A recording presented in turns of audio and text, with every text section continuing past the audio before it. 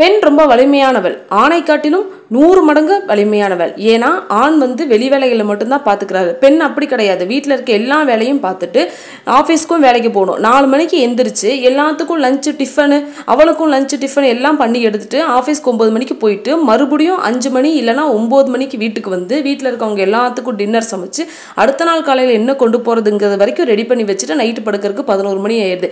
இந்த பெண்களை எல்லாம் யாரும் மதிக்கிறதே இல்லை. ஆனால் இங்கே வேறு சில பெண்கள் வந்து சொந்தமாக தொழில் பண்ணுறாங்க. அவங்களுக்கு வந்து நிறைய பேர் சப்போர்ட் பண்ணுறாங்க. அவங்களையும் நான் வந்து பாராட்டுறேன். சொந்தமாக ஒரு பொண்ணு இந்த உலகத்தில் ஏர்ன் பண்ணுறதுங்கிறது மிகப்பெரிய விஷயம். அவங்களையும் நான் பாராட்டுறேன். ஆனால் ஏன் வேலைக்கு போகிற பெண்களை மட்டும் அவங்க எப்படியாவது அந்த வேலையை ஸ்டாப் பண்ணி வீட்டில் நிறுத்த வைக்கணும்னு ஏன் யோசிக்கிறீங்க? வேலைக்கு போகிறது என்ன அவ்வளோ கேவலமான ஒரு விஷயமா? எனக்கு தெரிஞ்சு இந்த உலகத்தில் திருடுறது, பிச்சை எடுக்கிறது தவிர தப்பான தொழில் எதுவுமே கிடையாதுங்க. வேலைக்கு போகிற பெண்களுக்கு எவ்வளோ கஷ்டம் இருக்குன்னு யோசிச்சு பாருங்கள்.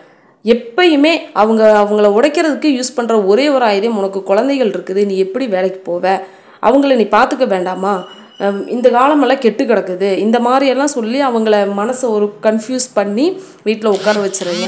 அதுக்கப்புறம் அவங்க ஒரு ரூபாய்க்கும் அடுத்தவங்கள எதிர்பார்த்துட்டு இருக்கணும். உங்களுடைய நோக்கமே அதுதான். இந்த மாதிரி தான் பெண்களை வந்து ஆண்கள் உடைக்கிறதுக்கு ஒரு யுக்தியை கையாண்டுட்டு இருக்காங்க. எல்லா பெண்களும் நான் சொல்கிறேன், உங்களுக்குன்னு ஒரு வருமானத்தை தேடிக்கோங்க. இந்த பதிவு உங்களுக்கு பிடிச்சிருந்தா மறக்காமல் சப்ஸ்கிரைப் பண்ணி லைக் பண்ணுங்கள்.